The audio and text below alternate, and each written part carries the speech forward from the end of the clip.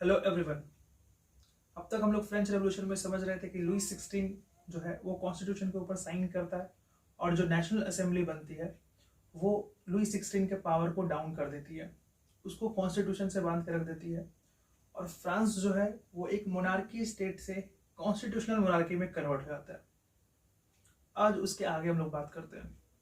अब लुई 16 जो है वो अनफॉर्चुनेटली उसको साइन करना पड़ जाता है कॉन्स्टिट्यूशन के ऊपर माहौल को देखते हुए, बट वो इससे ज़्यादा खुश नहीं था बिकॉज उसको लग रहा था कि उसका जो पावर है, उसका जो राजशाही है, उसके हाथ से छीन लिया गया है।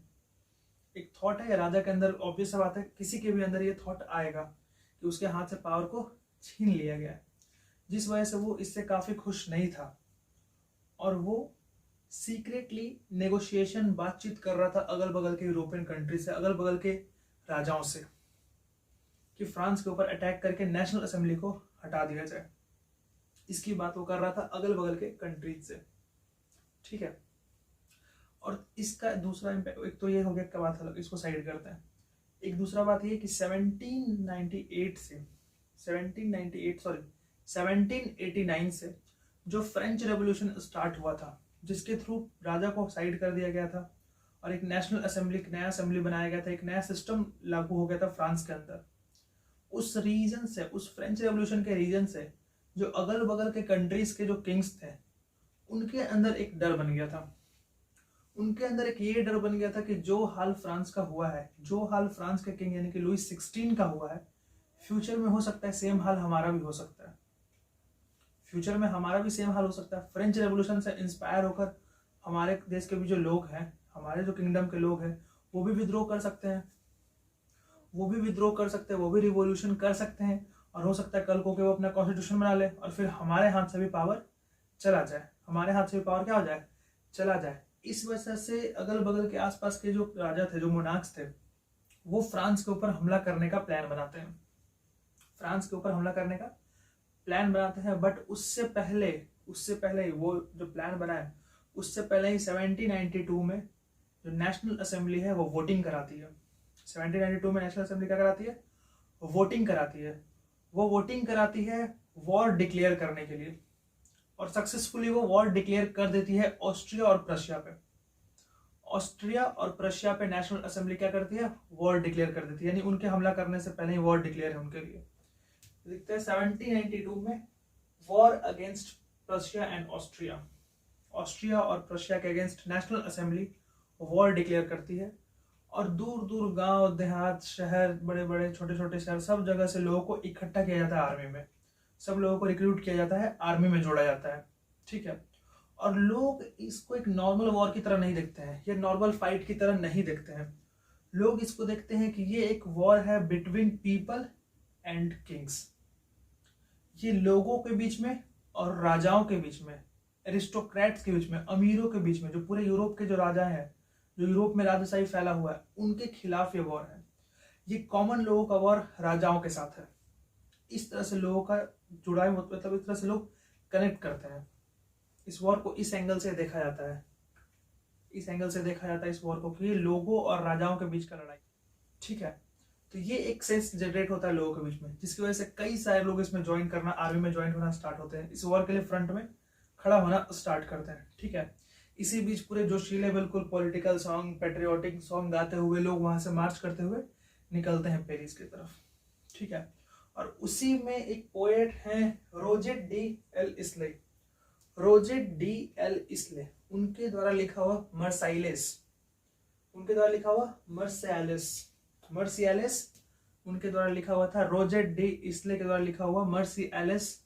वो वहां से एक ट्रुप गाते हुए निकलती है पेरिस की तरफ, मर्सियालेस गाते हुए एक ट्रुप पेरिस की तरफ निकलती है।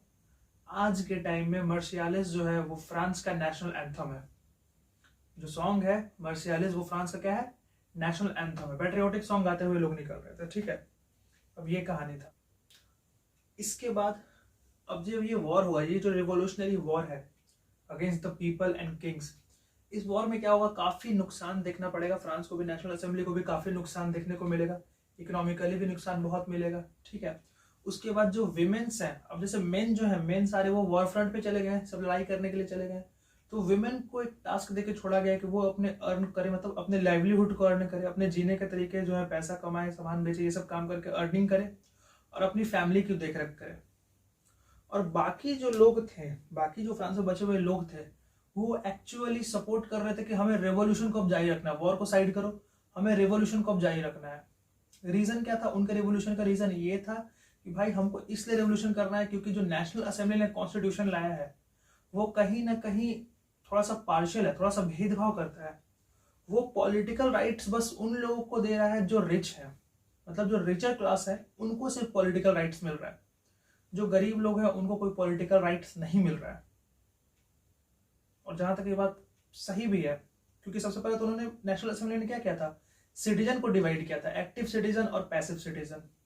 एक्टिव सिटीजन में वो लोग जो 25 साल से ऊपर हो, मेन हो, खैर ये दोनों तो चलो हटाओ कोई बात नहीं, बट जो टैक्स पे कर सकते हो, 3 दिन में जितना लेबर कमाता है उससे ज्यादा वो टैक्स पे करते हो।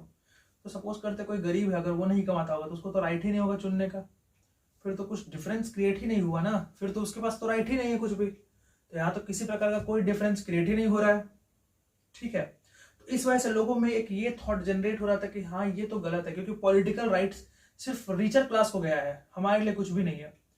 इस वजह से वैसे लोग जो इस चीज को चेंज करना चाहते थे या गवर्नमेंट की पॉलिसीज के ऊपर बात करना चाहते थे, उन्होंने पॉलिटिकल ग्रुप बनाना स्टार्ट किया। उन्होंने फ्रांस के अंदर पॉलिटिकल ग्रुप बनाना स्टार्ट किया, और उसमें से जो सबसे सक्सेसफुल ग्रुप था उसका नाम था जैकोबिन क्लब। सबसे सक्सेसफुल ग्रुप था उसका नाम था जैकोबिन क्लब। अगर इंडिया में हम लोग बात करें तो इंडिया में भी जैकोबिन क्लब बना हुआ था, ठीक है। इसमें सिर्फ एकमात्र एक रूलर मेंबर थे Indian, Tipu Sultan. Tipu Sultan French revolution से काफी ज्यादा इंस्पायर थे, ठीक है। और ये भी बोला जाता है कि नेपोलियन जो था, नेपोलियन बोनापार्ट, वो जर्मनी सैन्य अभियान पे वो गया था, उसके बाद वो इंडिया की तरफ मुड़ने वाला था, वो इंडिया में टीपू सुल्तान से मिलने वाला था। बट मामला ऐसा गड़बड़ाया कि वो जर्मनी से ना जीता हारा कुछ नहीं, बस फटाक से फ्रांस चला आया। तो उसको भी साइड रखते हैं कि जैकोबिन क्लब जो था वो सक्सेसफुल क्लब सबसे साबित हुआ। जैकोबिन क्लब में बेसिकली जो लो प्रॉस्पेरस लोग हैं ना, बिल्कुल सस्ते लोग, सस्ते नहीं मतलब जो थोड़े से कम प्रॉस्पेरस है, थोड़े से कम हेल्दी हैं, वैसे हेल्दी नहीं जो थोड़े से कम वेल्दी हैं, उन लोगों को रखा गया। वो लोग थे जैकोबिन क्लब में, रखा नहीं गया, वो लोग थे जैकोबिन क्लब के मेंबर। तो जो लो प्रॉस्पेरस लोग थे, सोसाइटी के जो सबसे कम वेल्दी लोग थे, वो इस ग्रुप का मेंबर थे, वो जैकोबिन क्लब्स के मेंबर थे। उसमें चाहे आर्टिस्ट हो गए, चाहे सर्वेंट्स हो गए, चाहे डेली वेज पे काम करने वाले लेबर्स हो गए, ठीक है, कुक हो गए, दुकानदार हो गए, छोटे मोटे शॉपकीपर्स हो गए, ये सब जैकोबिन क्लब्स के मेंबर थे, ठीक है। ये सब जैकोबिन क्लब्स के क्या थे? मेंबर थे। बेसिकली जैकोबिन क्लब जो था वो बिल्कुल अपोज कर रहा था रिचर क्लास को, वो एक साइन देते थे रिचर क्लास को। इसलिए उन्होंने एक तरह से फैशन सोसाइटी से अलग होने का डिसाइड किया। उन्होंने कहा कि हमारा ड्रेस पहनने का जो कोड है, जो ड्रेसिंग कोड है, वो अलग होना चाहिए। उन्होंने ड्रेसिंग कोड बाकी रिचर क्लासेस के मुकाबले अलग थोड़ा सा रखा, अपोज करते हुए रखा। उन्होंने लॉन्ग ट्राउजर पहनना स्टार्ट किया विथ स्ट्रिप्स। अगर नॉर्मल भाषा में बोले, लोकल भाषा में, तो चेक वाला वो पैजामा पहनना स्टार्ट कर दिया। स्ट्रिप बेकार है, चेक वाला पैजामा पहनना स्टार्ट कर दिया। अब चेक वाला पैजामा लंबा लंबा क्यों पहनते थे?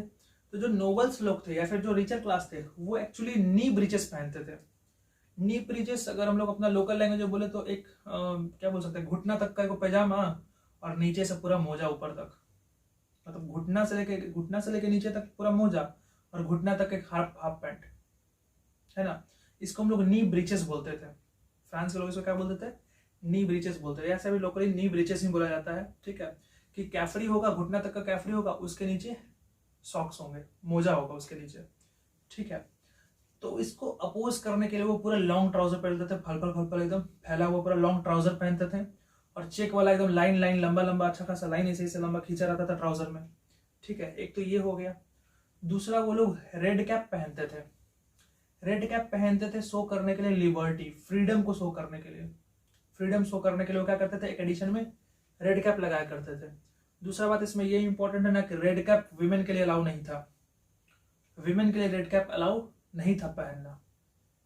तो इससे दो बात तो अभी तुरंत निकाल लेना चाहिए हम लोग को, ये कंक्लूजन कि भाई यहाँ पे विमेन्स के साथ थोड़ा सा अन्याय हो रहा है फ्रांस में। क्योंकि अगर हम लोग बात करें नेशनल असेंबली के कॉन्स्टिट्यूशन का, तो उनका पहला जो डिक्लेरेशन था वो था राइट्स टू मैन या राइट्स ऑफ मेन। पहले ही साइड कर दिया वीमेन को, राइट्स ऑफ मेन।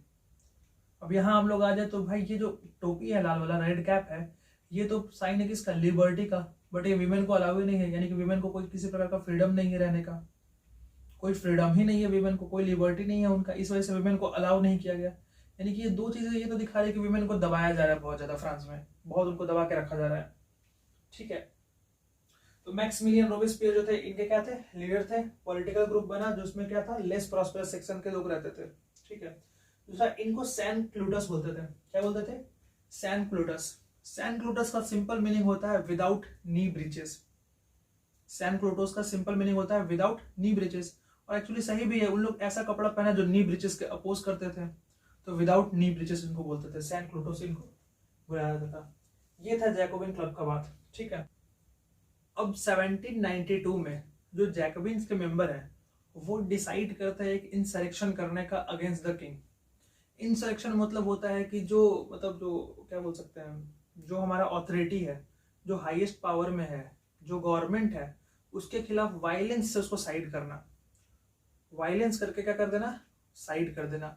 तो ये जो जैकोबिन्स थे उन्होंने उन लोगों को जोड़ना स्टार्ट किया, जैकोबिन्स में लड़ने के लिए उन लोगों को जोड़ना स्टार्ट किया जो थोड़ा परेशान थे, शॉर्टेज ऑफ फूड से परेशान थे, ब्रेड के बढ़ते हुए प्राइस से परेशान थे, उन लोगों को जोड़ना स्टार्ट किया जैकोबिन्स ने।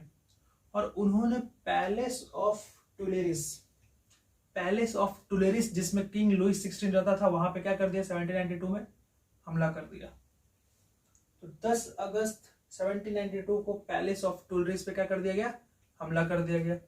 अब जो गार्ड्स थे, राजा के गार्ड्स थे, उनको भी क्या कर दिया गया, मार दिया गया।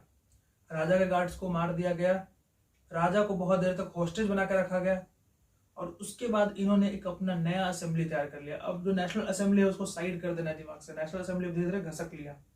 अब पावर में आई है जैकोबिन क्लब, उन्होंने नया असेंबली बनाया और फटाक से वोटिंग स्टार्ट करवाया कि जो राजा की फैमिली है उसको अरेस्ट करना है, मारना है कि नहीं। इसके लिए उन्होंने वोटिंग करवाना स्टार्ट किया, और उन्होंने वोटिंग का सिस्टम ही बदल दिया। वोटिंग का जो पहले सिस्टम क्या था, एक्टिव सिटीजन वोट देगा, उन्होंने इस कॉन्सेप्ट को खत्म कर दिया। बोला नहीं, कोई ऐसा कॉन्सेप्ट नहीं है, अब जो वोट देंगे 21+ होने चाहिए बस। वेल्थ है, तुम्हारे पास पैसा है कि नहीं है, उससे बिल्कुल भी मतलब ही नहीं है, 21+ होने चाहिए, मेन होने चाहिए, वोट दीजिए। 21+ होने चाहिए, मेन होने चाहिए, वोट दीजिए। ठीक है, और अब नेशनल असेंबली गई साइड में, नया एक असेंबली आया जिसको बोला गया कन्वेंशन गवर्नमेंट, जिसको क्या बोला गया, कन्वेंशन गवर्नमेंट या कन्वेंशन असेंबली बोला गया। ठीक है, तो पहले तो क्या था, मोनार्की था। अब जोड़ना है इसको, पहले क्या था, मोनार्की था, फिर आया नेशनल असेंबली, फिर आया ये कन्वेंशन गवर्नमेंट। लुइस 16 यानी कि monarch Louis 16, national assembly, convention government. ठीक है, फ्रांस को 1792 में कन्वेंशन गवर्नमेंट रिपब्लिक घोषित कर देती है। फ्रांस को 1792 में कन्वेंशन गवर्नमेंट रिपब्लिक घोषित कर देती है। रिपब्लिक मतलब, रिपब्लिक एक्चुअली एक ऐसा फॉर्म है गवर्नमेंट का जिसमें जो लोग हैं वो गवर्नमेंट को चुनते हैं, जो लोग हैं वो गवर्नमेंट को चुनते हैं और गवर्नमेंट के हेड को भी चुनते हैं। समझना ध्यान से इसको, रिपब्लिक एक ऐसा फॉर्म है गवर्नमेंट का जिसमें जो पीपल है, जो लोग है, ऑडियंस जो है, पब्लिक है, वो गवर्नमेंट को चूज करती है और गवर्नमेंट के साथ साथ गवर्नमेंट के हेड को भी चूज करती है। इसको हम लोग रिपब्लिक बोलते हैं। तो 1792 में जो कॉन्स्टिट्यूशनल मोनार्की वाला जो भी सिस्टम है उसको खत्म करके रिपब्लिक घोषित कर दिया गया फ्रांस को। किसके द्वारा, कन्वेंशन गवर्नमेंट के द्वारा। कन्वेंशन गवर्नमेंट कौन बनाया था, जैकोबिन क्लब वाले। जैकोबिन क्लब के हेड कौन थे, मैक्सिमिलियन रोबेस्पियर। जैकोबिन क्लब में कैसे लोग रहते थे, लो प्रॉस्पेरस लोग रहते थे, जो थोड़े कम दबके के लोग थे, थोड़ा लो प्रॉस्पेरस, थोड़ा सा गरीब लोग टाइप का लोग थे, उन लोग थे जैकोबिन क्लब में। ठीक है, और 21 जनवरी 1793, 21 जनवरी 1793 को जो किंग लुइस 16 था उसको पब्लिकली एग्जीक्यूट कर दिया जाता है, यानी कि पब्लिकली मार दिया जाता है। और कुछ हफ्ते बाद उसकी जो ब्यूटीफुल सी प्रिंसेस वाइफ थी, क्या नाम था उसका, मैरी एंटोनेट, ब्यूटीफुल से जो उसकी वाइफ थी मैरी एंटोनेट, उसको भी क्या कर दिया था, पब्लिकली बेचारी को मार दिया जाता है। ठीक है, और by the process of guillotine. अब गुलेटिन के बाद हम लोग अगली क्लास में करेंगे। गुलेटिन क्या था, गुलेटिन एक मारने का, एग्जीक्यूशन का तरीका था, पब्लिकली गुलेटिन से मारते हैं। ठीक है, तो 21 जनवरी 1793 को जो किंग था लुई 16 उसको मार दिया जाता है पब्लिक प्लेस में, और कुछ दिन बाद उसकी वाइफ को भी मार दिया जाता है। और फ्रांस में अब क्या है, एक नया असेंबली, एक नया गवर्नमेंट आ गया है और एक नया फॉर्म भी है, रिपब्लिक।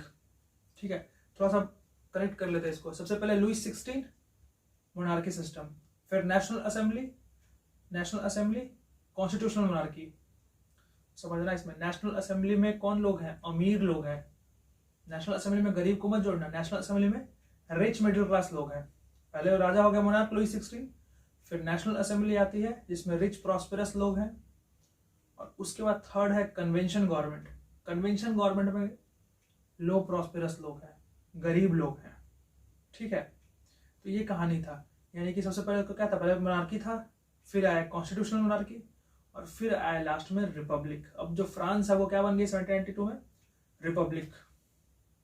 ठीक है, अब इसके आगे हम लोग कल बात करेंगे रेन ऑफ टेरर और डायरेक्टरी रूल के बारे में।